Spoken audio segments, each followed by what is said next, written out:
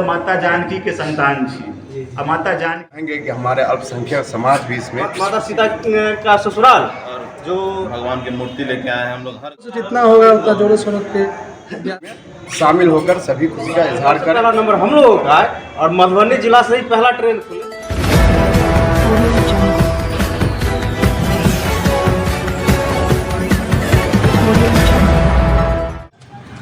नमस्कार, आदाब, सत श्री अकाल, जय मिथिला, जय मैथिली, जय बिहार। मैं आनंद कुमार और आज मेरी मौजूदगी मधुबनी जिला के बासोपट्टी प्रखंड अंतर्गत है, जहाँ पे रामलला मंदिर के उद्घाटन को लेके भव्य जो यहाँ पे कार्यकर्ता हैं उन लोगों के बीच में भव्यता का आयोजन किया जा रहा है। यहाँ पे सभी एक सम्मिलित हुए हैं।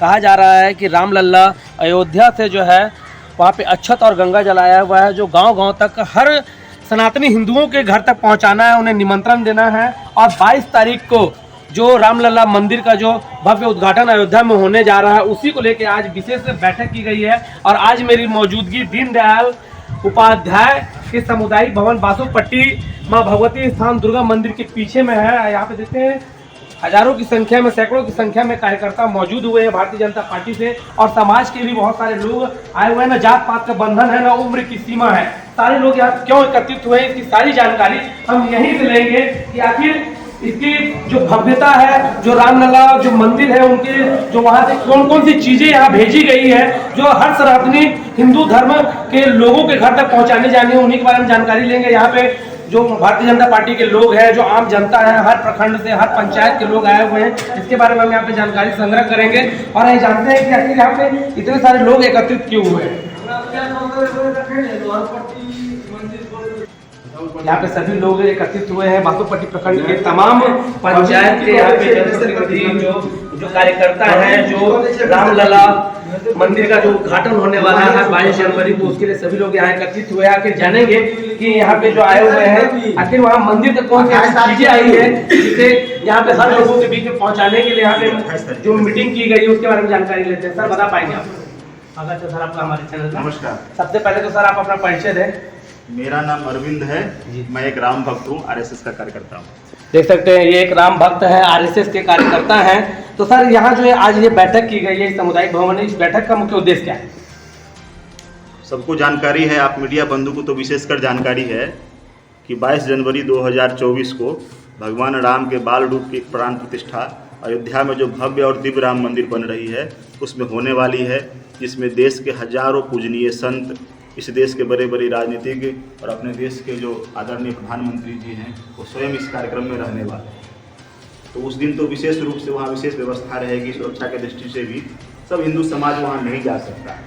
और चूँकि पूरे हिंदू समाज के सहयोग से वहाँ राम का भव्य और दिव्य मंदिर बन रहा है, तो अयोध्या में जो एक अयोध्या के जो वहाँ संत महंत हैं या जो राम जन्मभूमि तीर्थ क्षेत्र न्यास समिति है, उसके लोगों ने ये निर्णय किया है कि जो पूरा अपना हिंदू समाज है, भारत ही नहीं दुनिया में कहीं भी रहता है, ऐसे सब लोगों को हम अयोध्या में भगवान राम के दर्शन के लिए बुलाएं।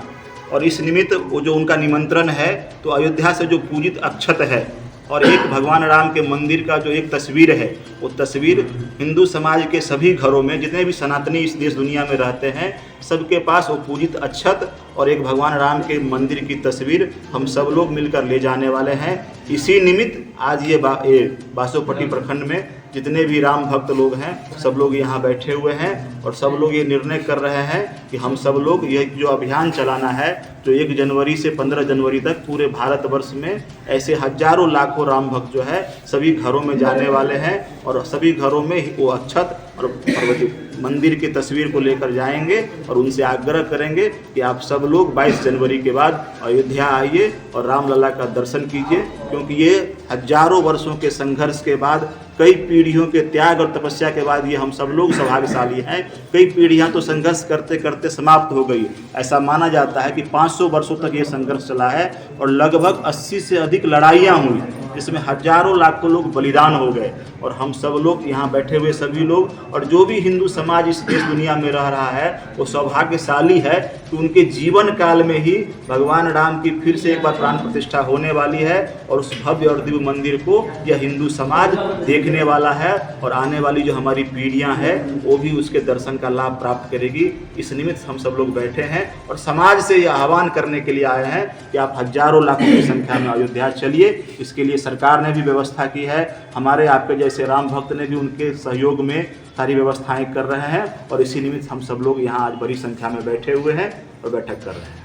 सर्व समाज को आमंत्रित कर रहे हैं या फिर सिर्फ हिंदू सनातनी हिंदू समाज को आमंत्रित कर रहे हैं? जो अपने आप को सनातनी मानते हैं, मेरा मानना है और राम का भी मानना है कि इस भारत में रहने वाले सभी लोग सनातनी हैं, चाहे वो किसी भी मत मजहब को मानते हों, सबके पूर्वज हिंदू रहे हैं, इसलिए सब लोग सनातनी हैं। और इस दृष्टि से सभी समाज को हम आग्रह करते हैं एक बार राम लला का, ये भले ही आप उनको भगवान के रूप में नहीं मानते हो, राम को हम लोग मानते हैं कि वो पुरुष रूप में जन्म लिए थे, मानव रूप में जन्म लिए, लेकिन मर्यादा पुरुषोत्तम थे। आप राम को एक अच्छे भाई के रूप में देख सकते हैं, अच्छे पुत्र के रूप में देख सकते हैं, अच्छे पति के रूप में देख सकते हैं, अच्छे मित्र के रूप में देख सकते हैं, अच्छे पिता के रूप में देख सकते हैं। आप जिस भी रूप में राम को देखेंगे वो आपको अच्छे ही लगेंगे, इसलिए उनको मर्यादा पुरुषोत्तम कहा गया है। और उस रूप में भी आप मानकर आप देवत रूप में नहीं मानते हैं, हालांकि इस देश में रहने वाले करोड़ों ऐसे बंधु हैं, अधिकांश आबादी ऐसी है इस देश में जो उनको आराध्य के रूप में ही मानती हैं। मेरा मानना है कि सब में राम है, सबके मन में राम है और सब में राम है, इसलिए इस देश में रहने वाले किसी भी मत मजहब के लोग हैं, किसी से वैर नहीं है। एक बार फिर से जिस प्रकार राम राज्य में हम कहते हैं कि माता अहिल्या के लिए भी स्थान था, माता सबरी के लिए स्थान था, केवट राज के लिए स्थान था और जंगल में रहने वाले जो भील वनवासी बंधु थे उनके लिए भी स्थान था। भगवान ने सबको गले लगाया, इसलिए हम सब लोग राम भक्त के रूप में समाज के सभी बंधुओं से, सभी बंधु बांधव से आग्रह करते हैं कि आप किसी भी मत को मानते हैं, किसी भी मजहब को मानते हैं, उससे मेरा परहेज नहीं है। आप सब लोग मिलकर अयोध्या में रामलला का दर्शन करने के लिए आइए और उनके दर्शन का सौभाग्य प्राप्त कीजिए। ये जो रामलला के जो अयोध्या मंदिर में जो भव्य शुभारंभ हो रहा है, जो दिव्य मंत्रों से उच्चारण होंगे, वहाँ पे जो हजारों श्रद्धालु आएंगे, हजारों की संख्या में संत महात्मा गण आएंगे, इनकी जाने की व्यवस्था जो अभी आप यहाँ करवा रहे हैं पंचायत, ये अपने से जाएंगे या आपके द्वारा कुछ व्यवस्था कराई गई? अभी तो हमारा जो अभियान है, यहाँ सब लोग जो बैठे हैं वो तो 1 तारीख से 15 जनवरी तक, यानी 1 जनवरी से 15 जनवरी तक उन घरों में जाकर केवल अभी आमंत्रण देने का काम होगा।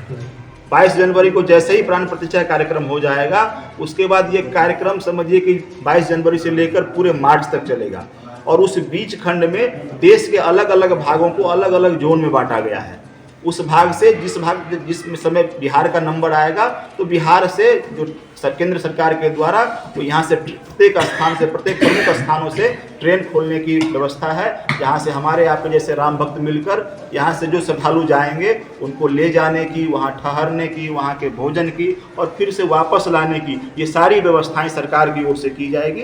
केवल राम भक्तों से इतना आग्रह रहेगा कि आप बड़ी से बड़ी संख्या में जाकर एक बार उस भव्य और दिव्य राम मंदिर का दर्शन करें और वहाँ भगवान का को पूजा करने का सौभाग्य प्राप्त करें। अभी जी जितने भी राम भक्त यहाँ आए हुए हैं, जिन राम भक्तों के यहाँ अक्षत देकर आमंत्रण दिया जाएगा, उन्हें रामलला का मंदिर की प्रतिमा भी सौंपी जाएगी या सिर्फ अक्षत सौंपा जाएगा? हाँ, नहीं, अक्षत के साथ साथ एक भगवान की जो मंदिर बन रही है उसकी एक छोटी सी तस्वीर जो है और एक पत्रक वहाँ से आया है जो कैसा किस प्रकार का मंदिर का रूप है और 22 जनवरी को क्या क्या कार्यक्रम अपने घरों में करना है। जैसे मैं आपको जानकारी के लिए बता दूं कि ये तो ठीक है कि अयोध्या में मंदिर का पुनर्प्राण प्रतिष्ठा हो रहा है, लेकिन ये जो यहाँ राम भक्तों की टोली है उनका ये मानना है कि उस दिन हिंदू समाज के प्रत्येक घरों में अयोध्या होगी जी। हमारे जो छोटे बड़े जितने भी देव स्थान है वहाँ कहीं अष्टजाम का कार्यक्रम होगा, कहीं सुंदरकांड, हर जितने भी धार्मिक स्थल वहाँ पे कोई ना कोई कार्यक्रम जरूर होंगे। सुंदरकांड का पाठ होगा तो कहीं नहीं कुछ होगा तो श्री राम जय राम जय जय राम का ही मंत्र का उच्चारण होगा।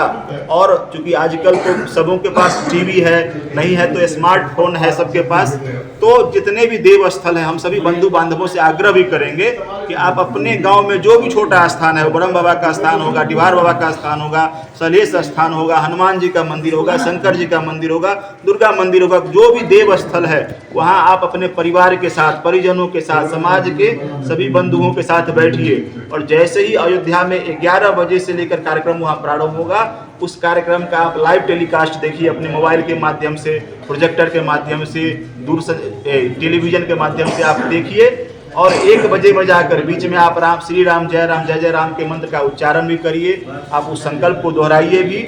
और जब 1 बजे के आसपास उस राम मंदिर में आरती शुरू होगी तो सामूहिक रूप से भारत के सभी घरों में, सभी देवस्थानों पर, सभी सनातनी गांवों में एक साथ वो आरती का उच्चारण हो।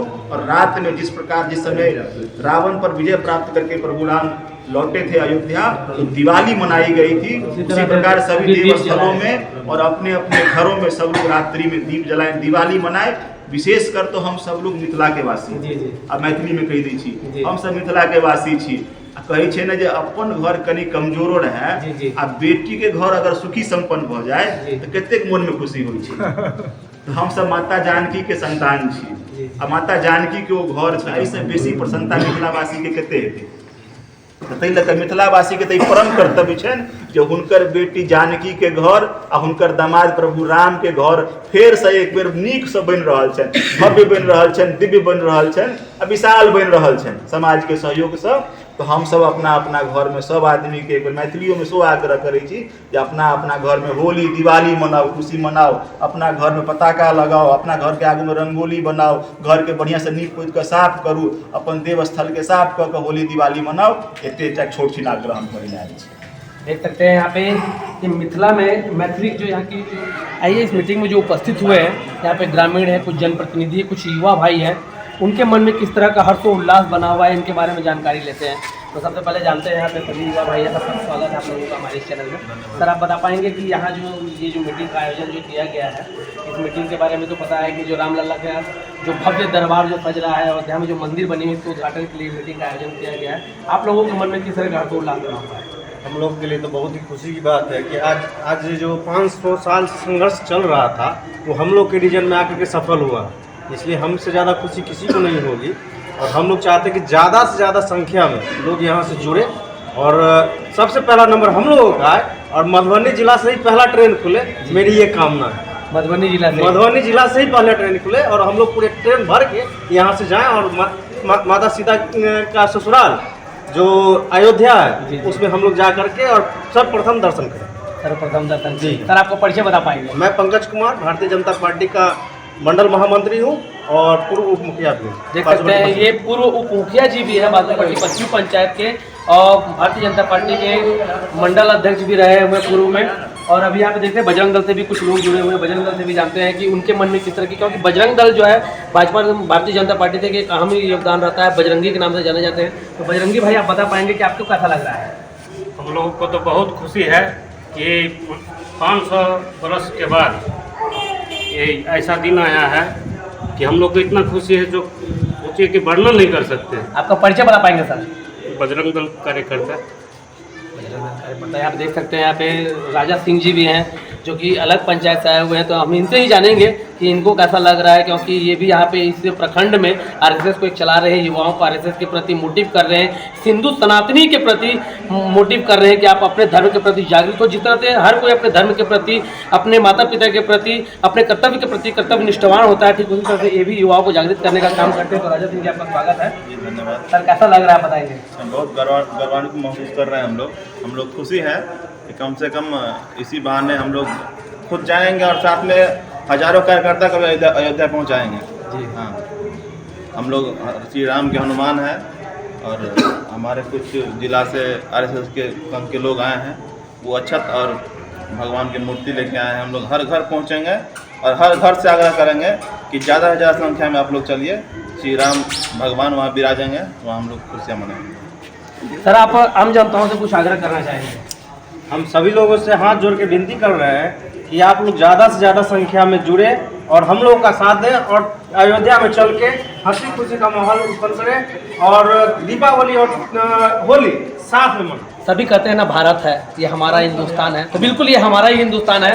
और मैंने आपको पहले ही कहा था कि हर जाति धर्म के लोग हैं, ना उम्र की सीमा है, ना कोई जात पात का बंधन है। इसी क्रम में हमारे साथ जुड़ रहे हैं हमारे भाई फैजान भाईजान से जानते हैं, ये भी भारतीय जनता पार्टी से जुड़े हुए और इनके मन में भी बहुत ज़्यादा हर्ष और उल्लास है। हर समय कहते हैं कि मुस्लिम धर्म के लिए अयोध्या राम मंदिर है ही नहीं, भारतीय जनता पार्टी के दिल में कोई स्थान ही नहीं है। तो बिल्कुल ये मिथ्यावाचक यहाँ पे प्रतीत होता नजर आ रहा है। और हमेशा से कोई भी पार्टी रही हो, कोई भी भगवान रहे हो, हर धर्म के लोगों के लिए जो भगवान होते हैं वो पूजनीय होते हैं और किसी भी धर्म के भगवान वो कभी किसी को बुराई के रास्ते पे नहीं ले चलते। इसी क्रम में यही जानते हैं फैजान भाईजान की कि मन में किस तरह के लड्डू फूट रहे हैं, किस तरह का हर्षोल्लास बना हुआ है, ऐसा बता पाएंगे? मर्यादा पुरुषोत्तम राम का मंदिर बनने बहुत खुशी की बात है। बहुत संघर्ष के बाद ये मंदिर बना है और हम चाहेंगे कि हमारे अल्पसंख्यक समाज भी इसमें इस खुशी में शामिल होकर सभी खुशी का इजहार करें। और 22 जनवरी को वहाँ दर्शन किया जाएगा, उसमें सभी लोग मिलकर अपना अपना योगदान दें। ठीक है, आप सर अपना परिचय बता पाएंगे? जी, मैं फैजान सरवर, बासुपट्टी प्रखंड के अल्पसंख्यक प्रखंड अध्यक्ष। प्रखंड अध्यक्ष है। यहाँ पे देख सकते हैं कुछ युवा भी बने हुए हैं। सर आप बता पाएंगे कैसा लग रहा है आपको? ये बहुत अच्छी लग रहा है। जो भी 22 तारीख को जो रामलला मंदिर का भव्य शुभारंभ हो रहा है, बासुपट्टी में आप लोगों के द्वारा क्या जोर शोर से तैयारी की जा रही है? हम लोगों से जितना होगा उतना जोरों शोरों पे प्रयास करेंगे, जितना हो सके उतना करेंगे। यहाँ ग्रामवासियों के लिए आप 22 जनवरी को जो होने वाली है, यहाँ के ग्रामवासियों के लिए क्या कहना चाहेंगे आप? दिवाली से भी ज़्यादा यही सब मनाएंगे, दिवाली जैसा सब मनाएंगे, होली खेलेंगे। यही किस तरह की आप लोग यहाँ की व्यवस्था की जाएगी 22 जनवरी को? जितना हम लोगों से हो सके, जितना अच्छा व्यवस्था हो सके उतना व्यवस्था करेंगे बस। आपका परिचय? जयदीप कुमार। मिथिलांचल में एक बहुत ही बड़ी परंपरा मानी गई है। अब मिथिलांचल जनक नंदिनी जी का क्षेत्र रहा है, तो कहीं ना कहीं अयोध्या में भव्य मंदिर बन रहा है। इससे पूरे मिथिलांचल में हर्ष और उल्लास का माहौल बना हुआ है और सारे के सारे सभी लोगों से आग्रह कर रहे हैं कि आप सभी अयोध्या में चलें, रामलला के मंदिर में जो मंत्र उच्चारण होंगे उसमें आप शरीक हो, उसमें हिस्सा लें और पुण्य के भागीदार बने। तब तक के लिए आनंद में